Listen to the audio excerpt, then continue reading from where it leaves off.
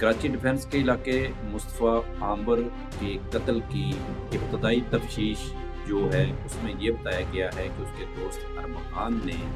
उसे अपने बंगले पे बुलाया और वहाँ उस पे राड के साथ हमला किया और उसके बाद उसे 3 फायर मारे और 3 फायर मारने के बाद उसे उसी की डिग्गी में बंद करके गाड़ी की डिग्गी में उसे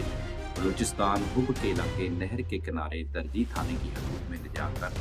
जिंदा अभी उसके साथ चल रहे थे उसे वहाँ जिंदा जलाया गया गाड़ी समेत और फिर वहाँ से पैदल 3 घंटे की मसाफत और उसके बाद लिफ्ट लेकर अपने इत्मीनान से घर आए। ये दोनों नौजवान पहली क्लास से लेकर 7वीं क्लास तक के क्लास फेलो भी हैं और आपस में गहरे तल्लक भी हैं इनके,